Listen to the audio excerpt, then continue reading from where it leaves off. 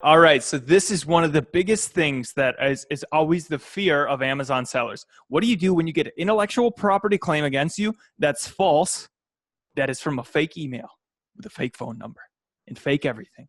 Fake. What can you do? So, Cry? and fortunately and unfortunately, I mean, there is a remedy. There is a way to do it. Here's the nature of the problem.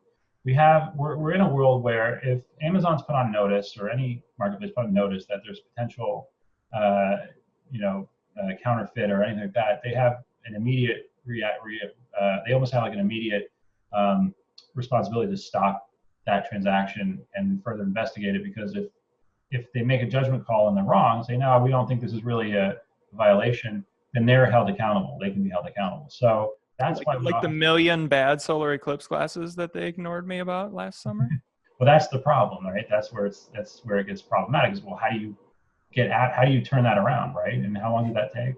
It was like, Yeah, it's I think it's like a was all time. yours? Yeah, Was that your was what? was your counterfeit, or was that the one? I remember. I had like 30 counterfeiters on mine. I had so I would have hijackers, I would have counterfeiters, I had people blackmailing me. I had my I was all over Alibaba. Like I was the most I think I was potentially one of the top 5 most counterfeited products last summer. And it It's was a nightmare. And yeah, and I had 2 surgeries and Oh my ran the God. whole thing out of my house. I mean, so what was your experience? I mean, you're sending the lawyer, I assume your lawyers are sending the lawyer letters to Amazon trying to get after each account, but Amazon can't process all of that quickly, and they can't keep up with with all the accounts, I assume, right? That you're just No getting. trademark, no official trademark Oh, trademark? registered Oh, yet. oh Because it was a no. brand new it was a No, I brand new know. brand company. Like Yeah, that's so I mean you got nothing then. nothing. And even Yeah. so, because I was also helping out one of my suppliers and it was like his legal team and stuff, and they wouldn't even listen to his stuff like complaints when he had his trademark and stuff. And basically they ended up selling millions of bad glasses and people Yeah. got hurt. And we warned them for 5 months ahead of time. There's nothing we can do. There's nothing we can do. There's no problem. Amazon even turned down like an exclusive deal with that manufacturer to actually sell like real good eclipse glasses. They turned them down 2 years ago. It's not going to be big. And then like the top selling product in every single category was the eclipse glasses, and like just this giant mouse, and like we warned them, and they didn't care. It's so frustrating. I mean, the stories I hear, and it really is. And on that side of the coin, it really is hard, because once they suspend you and things, it's like it's a disaster. And then when they don't protect you, it's just equally painful. It seems like it's the worst combination, because they're so quick to suspend you, even though the law firm that's suing you was formed in Shenzhen yesterday, according to who is or register.com. And had any Amazon employee taken 5 minutes to even check, they would have realized that it was a fake law firm. Or on the flip side, when it's you who are complaining, it's like sometimes it's just like getting through to it's like a fortress. It's like they don't care. They do not care at all. But I mean, I guess that's why they have the brand registry. I mean, how does brand registry change that? Would that change things, or would it help you at Well, you all? can submit IP claims, and they're more likely to take them off, but sometimes they don't. Um, I don't have the 2.0 version yet. I still have the 1.0, and it takes 9 months to get your trademark. So as I started this new company this year, it's like still waiting. So Could you have filed it? I know.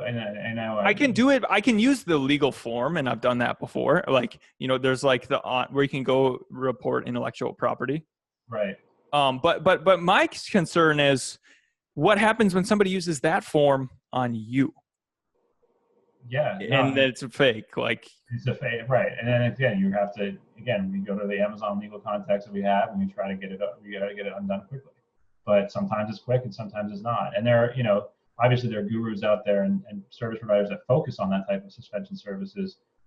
Where we tend to get involved is when it's sort of a complex legal question, where it's not just blatant like abuse, but we've dealt with the abuse cases certainly, but where there are complexities in the law, we tend to get involved and work through our seller solutions. But it's I've seen it so many different ways. Like I've seen people get resolution quickly. I've seen people go through like just endless emails for weeks with seller services, losing, however many, hundreds of thousands of dollars a month, trying to get this thing figured out and trying to, it's just so, the problem with Amazon is there's no accountability with that company. That company relies so much on its arbitration clause, and we're in an environment now where arbitration is like, you can't get out of arbitration, and nor is there any, and as part of the arbitration clause, there's going to be no class action. So Amazon pretty much feels like they're bulletproof right now. So it's like there's no accountability there, and so it sucks for sellers. So it's a really terrible environment to operate in as a participant on their marketplace. But until things change, and I think the way it changes, I do think we need a little bit of change to IP policy, the way intellectual property laws work. But it just is hard. I wish I had a more direct answer, but there's a lot of people out there who make false promises. I mean, there's so many people out there who will say they can do this and that for you, and it's not true. It's hard.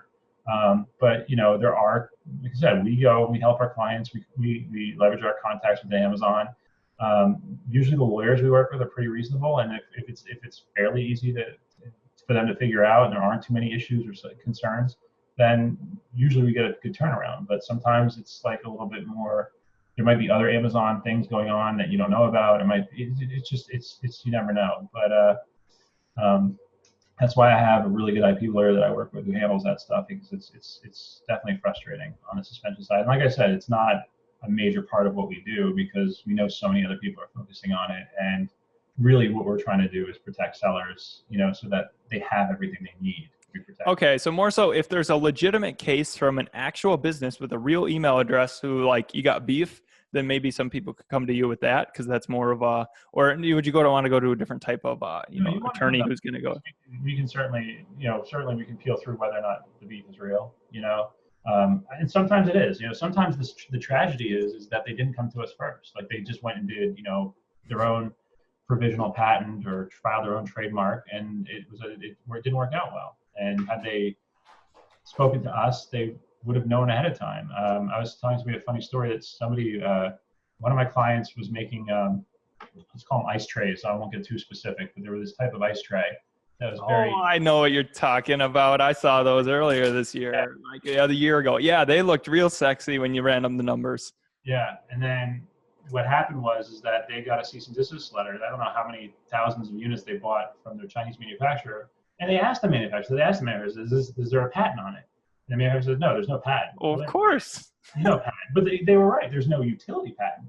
But what there was a design patent, which means your product can't look like their product. It's a different kind of patent that you file, right? Which is one that protects the look of your product, not the functionality. And so had we known, had our client come to us before and said, hey, I want to sell this product, we could have done the research. We could have helped them design something that, and it was literally like, if you had just made this one little piece of this not transparent, you would have been fine. Like if you had just known that one little fact ahead of time, you would have been fine, but you didn't go to anybody to find out. You didn't even know you were supposed to look for that. You relied on the advice of your Chinese manufacturer, and that's what happens. And that's why I have a case of ice trays in my basement, because that's where he sent them after FBA.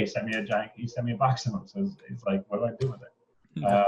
That's unfortunate. But it's again, we're very focused on what I think is the underserved market in Amazon, which is just the core fundamentals of law and basics of how you run a business and how you should think as a business when you're creating things, when you're entering into a market.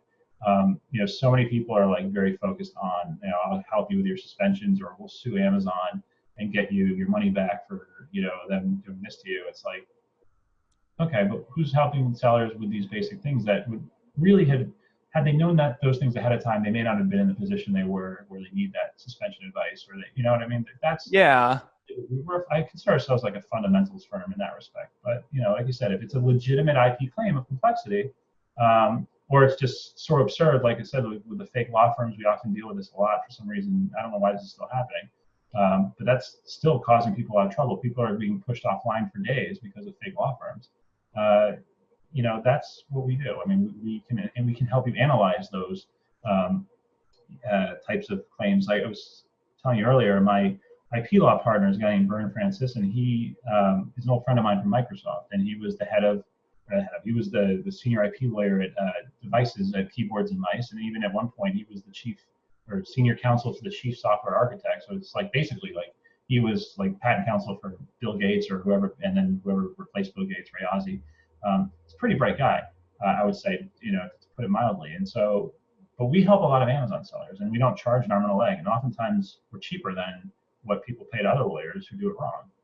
And so we've sort of developed, we're sort of focusing right now on, providing that service to Amazon sellers, because there is a certain efficiency and economy of scale in that we kind of know the products that Amazon sellers create and that they want to sell, and there's sort of a, range of complexity that we expect. And so for the most part, it's pretty straightforward. But, so we don't, I don't, say, hey, you're getting, Microsoft lawyers, we're going to charge you $1 million for your patent. No, we really are competitive, and that's because that's what we're focused on, is, being a place where Amazon sellers can get legal advice, but they also get legal advice that's credible, that they actually has experience, and not just, hey, I just hung a sign and decided I'm going to sell to Amazon sellers and get Google ranked, even though I have no actual experience helping Amazon sellers or doing anything that, really is necessary to help them. So that's kind of what we're focused on, I guess. I hope that helps. But, it's suspension thing is huge right now. I mean, I know that it's just so many people in it, lawyers, consultants, non-lawyers, and, a lot of them are very good. A lot of them are not. Some of them are, I read an article, some of these consultants are just bribing Amazon sellers. That's how, Amazon employees. That's how they're getting around these now. That might have been sometimes sometimes that might be the last resort.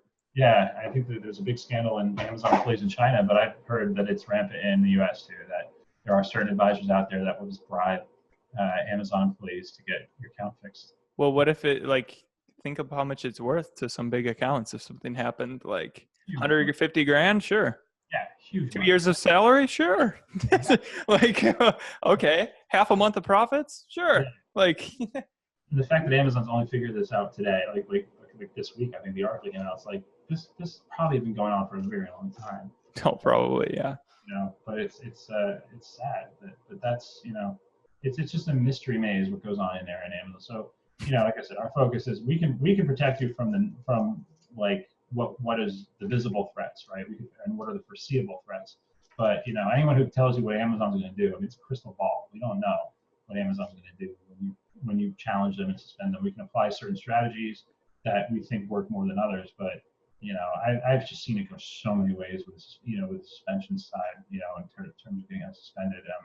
And there's certain things that tend to work more than others, but I've seen people come to me and they've spent tens of thousands of dollars on other advisors, and just nothing came of it. And oh wow, charge them more. I'm just it's just trying to figure out, okay, what other solutions are out there. And we tend to get creative with our solutions. I mean, we figure things out, and for our sellers, we try to. And I think that's really what we do, is we're solution focused. It may not be, what you're thinking, but we may come up with a way to get around it that's more practical than spending another tens of thousands of dollars. Because, like I said at the beginning, suing Amazon just seems to be impossible these days. Yeah, right. Most lawyers don't. I have a lot of friends who are very good class action lawyers here in the New York area. And they're out there. They do big securities litigations, class action suits for pension funds, or they're representing every town in Florida against the opioid scandal company of pharmaceuticals.